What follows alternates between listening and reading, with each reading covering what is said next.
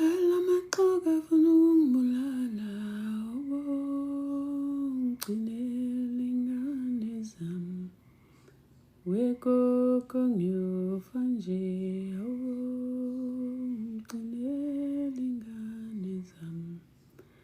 Lamaxoka afuna ukungibulala, ngigcinele ingane zami. Wekoko ngiyofa nje, ngigcinele ingane zami. Alamaxoka afuna ukungibulala, ngigcinele ingane zami. Wekoko ngiyofa nje, ngigcinele ingane zami. Alamaxoka afuna ukungibulala, ngigcinele ingane zami. Wekoko ngiyofa nje, ngigcinele ingane zami. Yamaxoka afuna ukungibulala, ngigcinele ingane zami. Wekoko ngiyofa nje, ngigcinele ingane zami.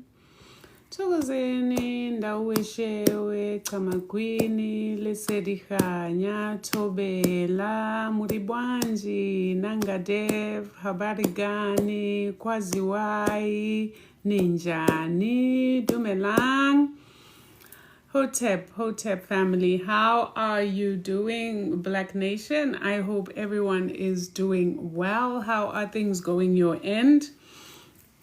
I come back, Black family. We started a series, I think, was it not yesterday, but the day before, where we're talking about children and children vis-a-vis African spirituality, in a bid to try to understand some of the issues that we are currently facing with our children and as ourselves as adults, given the way that we were raised.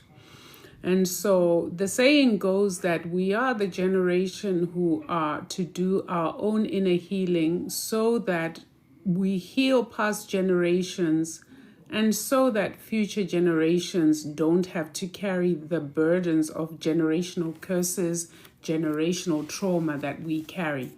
And so it's a very important topic, this issue of children. And a lot of what we are facing contemporarily is simply because there are a lot of adults that are walking around with wounded children within themselves. So I always like to give a historical context and a spiritual context to our conversations as Black beings, because we are spirit beings having a human experience. And we are sort of quite far off as a collective in terms of how we should be, in terms of being in MAAT, being in balance, right? Order, harmony, ethics, and justice. And this being understood from the African perspective, not from the Westerner's point of view. Because really we are where we are today because of this superimposed Western ideology, Western system that cuts through every single aspect of our lives, from our physical existence to our food, to our education, to our health, all the way to our spiritual expression or lack thereof. So one of the things I wanted to look at, and that I did touch on in a previous video, was the disciplining of children. And I quoted Babakredo Mutwa, who said that children were revered in ancient Africa. Children were seen as ancestors returned, and therefore the approach to dealing with children was actually very much different from the approach that we have learned and was reinforced by Westerners. They are the ones with that book that says, "Spare the rod, you spoil the child," which is a bunch of nonsense, because when you are physical with your children, how do you gauge whether your level of physicality with your children is discipline or is abuse? Where do you draw the line? Particularly because most times when you are physical with your children, you are doing it from a place of anger. It's not a deliberate decision where you sit and say, okay, now I'm going to do this kind of discipline. Something has happened, you're in a rage, you're angry, you pull the next thing next to you, you pull a belt, and you whip a child the way you would whip a slave. And somehow we expect that these are going to grow up to be balanced human beings who are productive in society. Many of us as adults have struggled throughout our lives because of this trauma, and most of it goes unhealed because we justify it as discipline. We justify the trauma that we were put through as discipline. We justify it as, well, we came out just as good because, our parents did. Well, we're not good. That's why the Black nation is falling apart, because there's something wrong with us. So I wanted to talk about the way children were raised back then. Understand that when a child comes into this world, before society starts writing on their subconscious with this programming that we are perpetuating as their parents, they come into this world as spirits with a knowing that is deeper than ours, because we have already forgotten who we are. The problem is, with all the tenets and the advice around children are to be seen and not heard, children should know their place, children should obey their parents the same way women should obey their husbands. The terminology and the languaging already shows you that it's aggressive, it's forceful, and it does not foster any creative growth on the part of anybody. It's oppressive language. Obedience without respect breeds resentment. And that is exactly what many people are getting from their children. Your children don't respect you. Your children fear you. They fear the pain that you inflict on their physical bodies when they do something wrong. So you are breeding children that have not had the opportunity to listen to their conscience, which they are born with, which is able to tell them right from wrong. They have not been guided to question or to moderate their behaviors based on what is right and wrong. And I want to prove to you that children are born with a knowing of what is right from wrong. Here is an example. How often will a child, thinking that you're not watching, start to do something, and when you turn, you've never even said to this child, don't do this, and when you turn around, the child automatically stops? How often, without you telling a child that it is not okay to hit another child, will your child check themselves or know that they should not have done what they did? Now, I'm not saying abdicate from your parental responsibility to guide, but how are you guiding?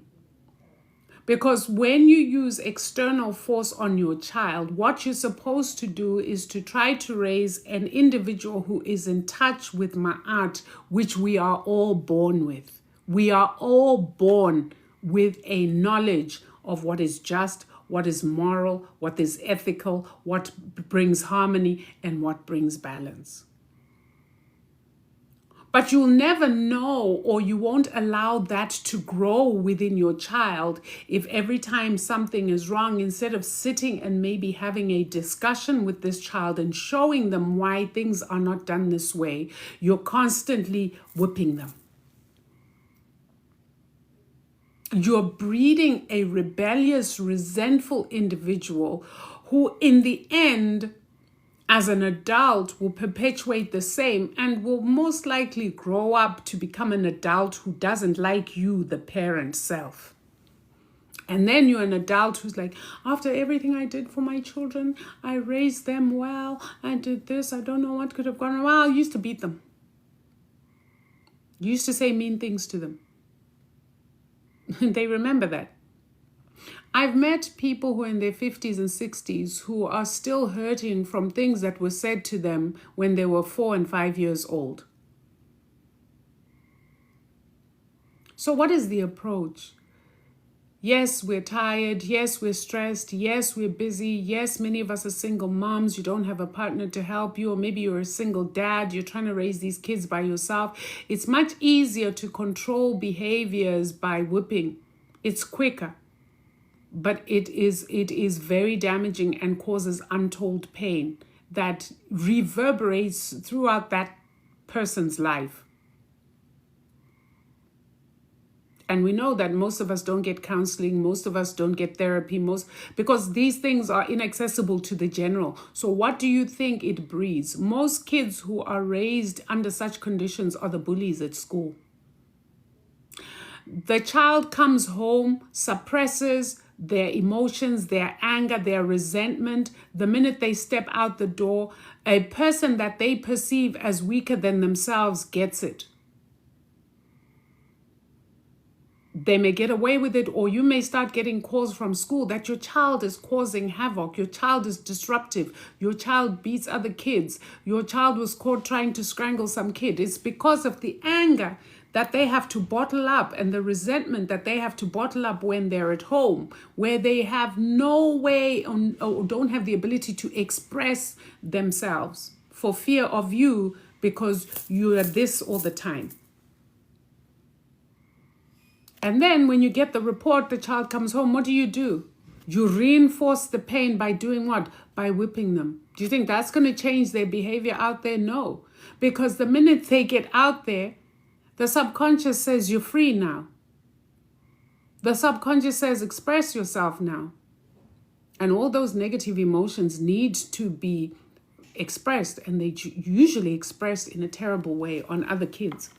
These are the kids who are disrupting in school. These are the kids who are beating up teachers. Teachers nowadays, and this is across the world, really they loved their job when they were in training. They get into the classroom. They don't even get to teach. Most of them are now social workers in the classroom, trying to manage our children's behaviors.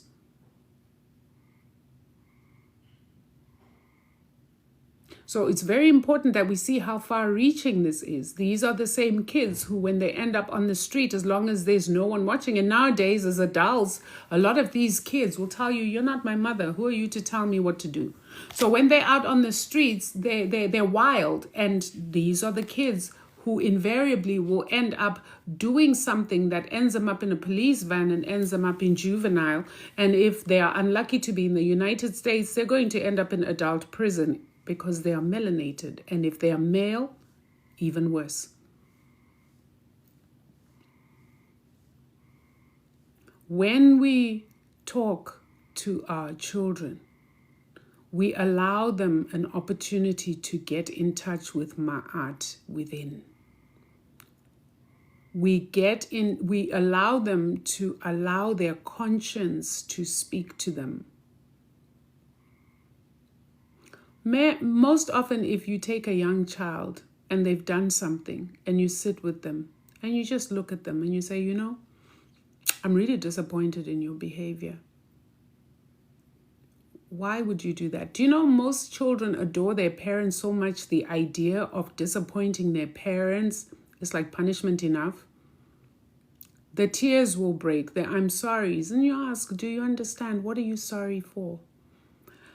Teach them to get in touch with the conscience, unembeza, that part of themselves that even when you're not there, even when you're not looking,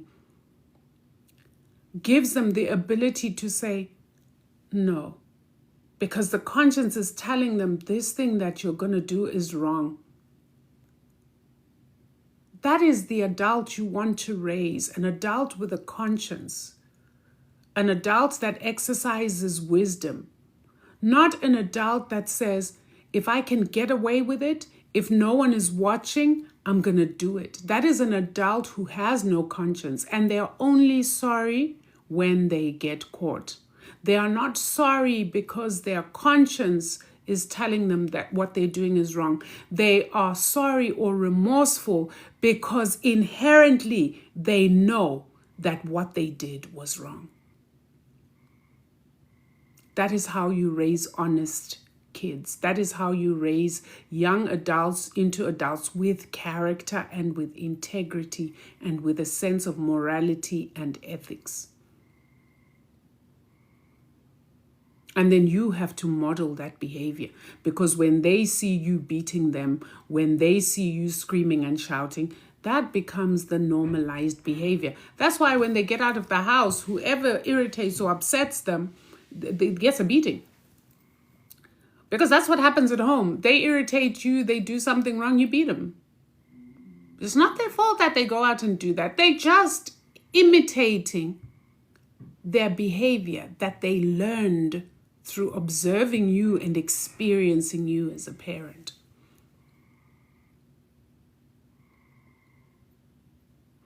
This is I'm sure if it resonates, it resonates. I hope it does resonate, because really all this is trying to do is to make us wake up to maybe even understanding why the 2000s are the way they are. Everybody is complaining about the 2000s. The 2000s are out of control. The 2000s are like this. The 2000s.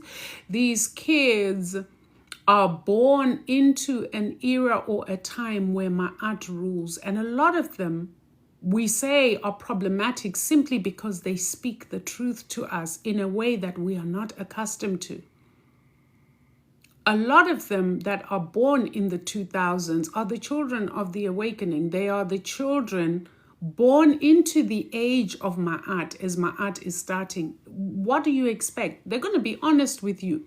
They'll call you out on your stuff. And you can beat them all you like. How many of you... Be careful you don't hurt your kids, because some of these kids are such that you can beat them all you like. While you're giving the beating, they're still telling you your stuff. While you're beating them, they're still telling you your truths. These are the children that are going to force us to do the necessary healing work.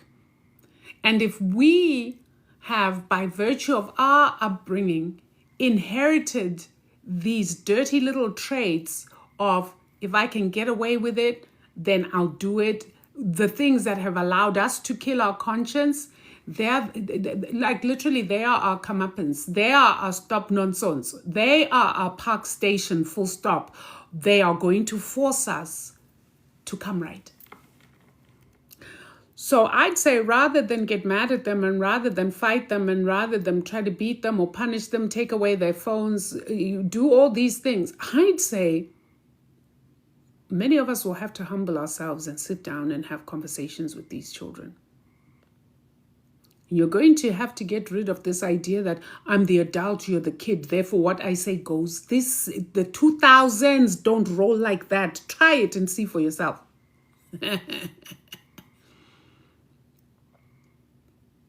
And I've had a couple of cases where mothers have thrown 15, 16-year-olds out the house. Simply, again, because you're trying to control a situation where you feel like your back is against the wall with this child, and you're failing to do the one thing you should be doing, which is to say, let's sit and talk about this.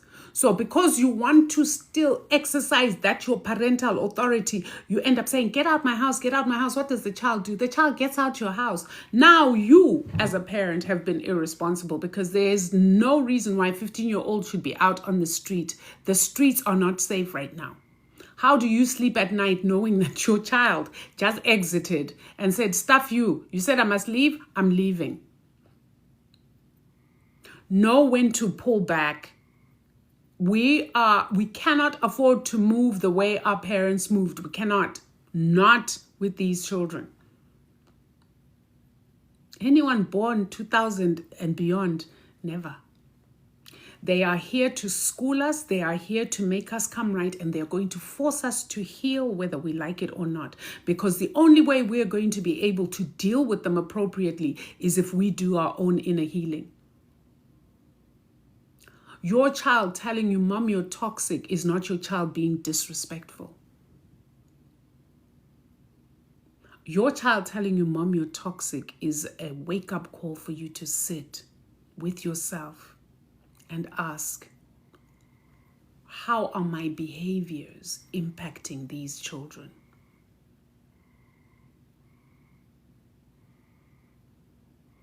It won't work with these kids to say, you know, I'm your mom, I raised you, I'm your dad, after everything I've done for you. These are the ones who look at you and say, but that's your responsibility, mom, that's your responsibility, dad. You weren't doing me any favors. Are they lying? No, they're not. It's the truth. So because they've told you the truth, why do you get so angry and why do you feel like you need to lash out at them?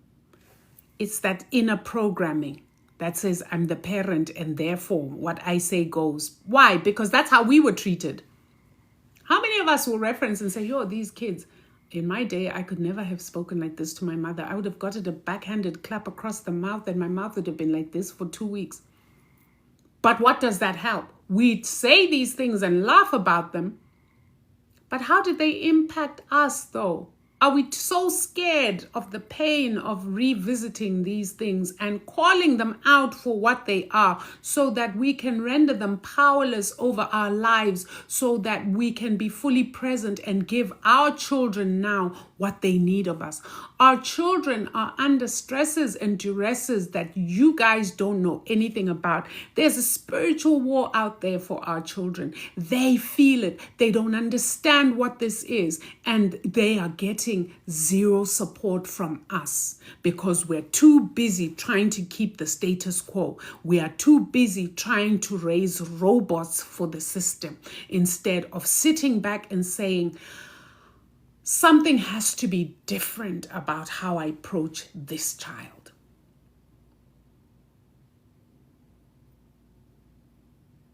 And it's not all of your children that are going to be like that. It's always going to be that one child. Your nemesis. It's always going to be that one child. That one. That one who takes you there and back. That one child. She's your trigger to heal. She doesn't trigger you so that you beat her. She doesn't trigger you so that you abuse her and throw abuse. You're not getting it. She's your trigger to heal. Or he's your trigger to heal. So it's a very different approach. It's a very different way of looking at these things. And one of the things that I think as Black parents we fail because we didn't get that ourselves is what I call positive reinforcement. We are so quick to scream and shout and slap when our kids do something wrong. And we literally throw these curses at them. Why are you always like this? And meanwhile, that child has just done that thing maybe once or twice. By you putting into motion that you are always like this, when you say, why are you always like this? That's interpreted as you are always like this. You are putting out there a self-fulfilling prophecy over this child's life. And then you wonder why that child becomes that. I know kids who were so beautiful, so innocent. They just liked to be out on the streets dancing and stuff. And they would have a mother get so mad and tell them, you are going to get pregnant. What happened? 2-3 years later, the child got pregnant. Well, you spoke it into existence over her life. There's nothing more powerful than mother's words over a child's life. And then you want to turn around and say, I told you so. No, you didn't tell me so. No, you didn't. You spoke it into existence over my life. My subconscious accepted it because mother's word is sacrosanct. Mother's word is sacred. My subconscious absorbed that and I brought to you that which you prophesied over my life, which is a child. This one will never finish school. Okay, then I didn't finish school. You see, I knew it. I said it. That year I knew it. I said it. He will never finish school. No, you spoke this into existence over my life. You cursed me, actually. And there's nothing more powerful than a mother's curse. It sticks. So it's about becoming conscious of the things that you're saying in anger, the things that you're saying out of frustration over your children's lives, particularly that one.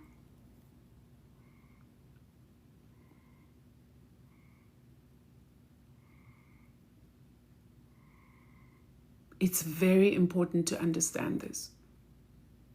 Lead your children to awakening the conscious. It's already awakened when they're young. But I'm telling you, it's those beatings and those screamings and those yellings that kill their conscience.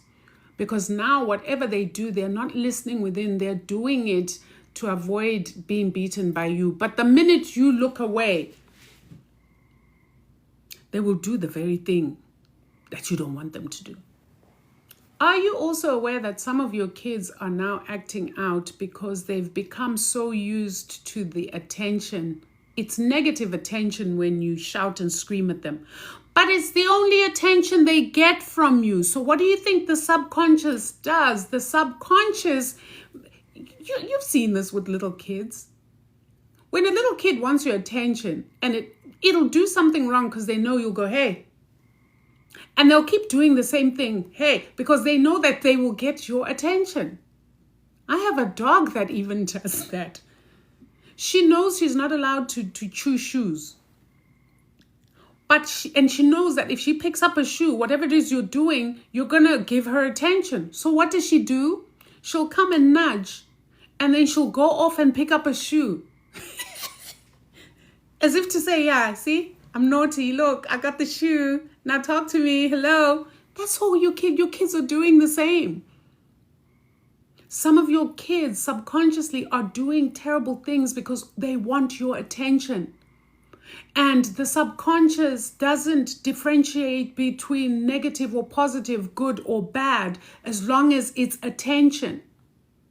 So whether in the end they get a beating, if that's the price they have to pay for getting your attention, so be it. This is deep, guys. And you think your child is acting out. They just want your attention. Flip the switch on that narrative. Instead of giving them negative attention, give them positive reinforcement, meaning shock that subconscious, shock their system by, for once, when they do something good, by highlighting that instead of highlighting the negative all the time. Many of us didn't get positive reinforcement growing up. You did the dishes, that was your duty. What do you expect to thank you for? You cleaned the floors, you did whatever. What do you expect to thank you for? That's what you do in the house, right? It's your duty. How about we change that? Because how many women get upset if their husband or their partner, after slaving all day, cooking a great meal and everything, never get a thank you? How many spouses complain about that all the time? You never even say thank you. You take me for granted. What makes you think your kids are different? What makes you think that your children don't want to be appreciated that way too?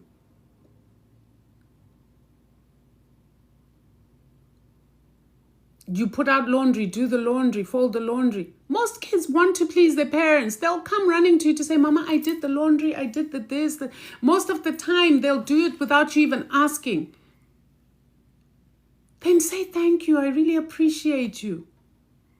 That goes a long way. You don't even need to get them anything. Most of us from spouses, you're expecting that, yeah, you know, for these things that I'm doing, I wanted something. Get me a gift, roses, a box of chocolate, something. Your kids aren't even expecting that. Just your approval. Just your thank you. Just your I. Your thank you translates into, I see you. That is what your thank you is translating into. I see you. And for kids, nothing is more important than to be seen, especially by their parents. Otherwise, they go seeking attention out there. And like I said, whether it's negative or positive attention out there, they don't really know how to distinguish. The subconscious doesn't know how to distinguish. We have a lot of kids out there who are attention seekers. Go to any classroom, you'll pick them out very quickly. They're always doing disruptive things to get attention to themselves. Like the little puppy who will pick up a shoe and start chewing it because they want your attention, or the little kid. It's the same phenomenon. they don't get the attention, the positive attention or reinforcement from home, they're going to seek it outside. And this is where it becomes dangerous, because sometimes they end up in the wrong hands.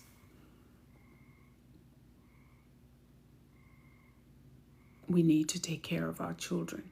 We need to look at our parenting differently. And like I said, we're stressed out. We're working 2 jobs. Some of us ourselves, our inner child is also crying out for attention. You don't have energy. Most of us are dissociated from our children because we ourselves have not healed the wounds. So many of you can hear me right now. You hear me, and it sounds good. But to actually start implementing is very difficult to take that step, especially if you yourself are wounded. There are many parents who don't know how to show physical affection to their children because of that dissociation.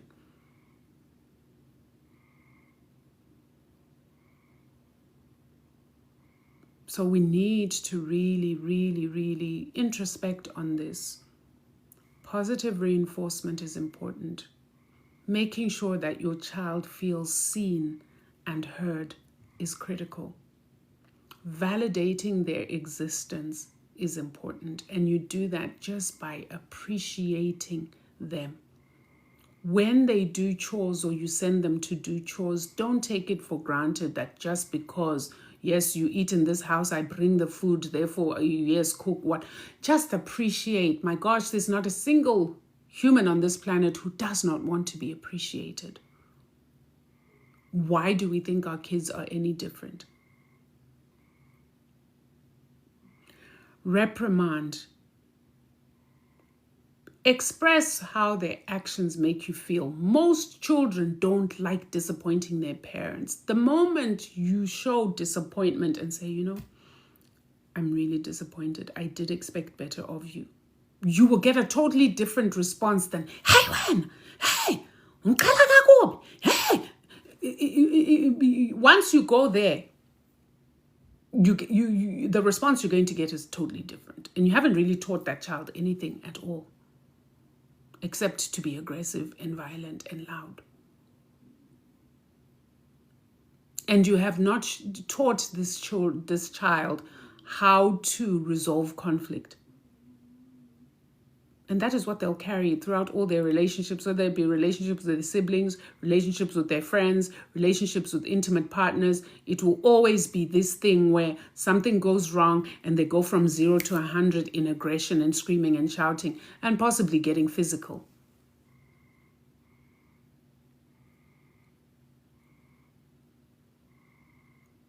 If your child does something that you don't approve of, or that hurts you or that angers you,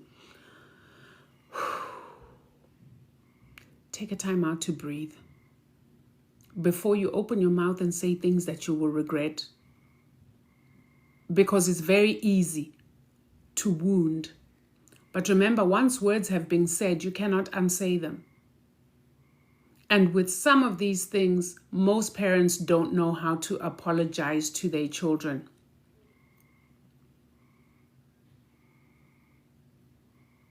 Most parents don't know, because we were never apologized to. How many times did your mother ever say, I'm sorry? Or your father? Would you even dare to go and ask for an apology for starters? No. So we have wounds that festered, and over time we gloss over this stuff, but it's unresolved. It's there. It's unhealed.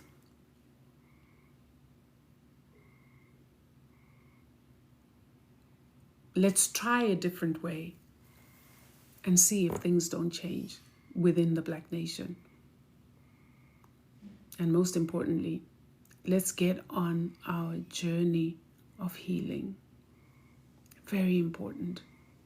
Somebody says, Emakosini Mkulu, where do we find you? I'm right here, Mos. Where do you want to find me? I'm joking. I don't know what you mean. If you're looking for to contact me, there is a pinned video right here. I'm wearing like a white duke. It's pinned where you will find my number. By the way, my number is a US number. I've got a lot of people who have cloned my account. I've tried to report it, doesn't work. So anyone sending you a message on a +27 +26, that's not my number. My number is a US number. So yeah, and I never actually message anybody ever. People are the ones who message me, just so you know how this goes. Ne? So I hope that this was of use, family. I will come back with a children part 3. Probably not tonight, but tomorrow night. Definitely I will come back with a children part 3. So this was children part 2. Ne? On that note, Black Nation, this is a labor of love.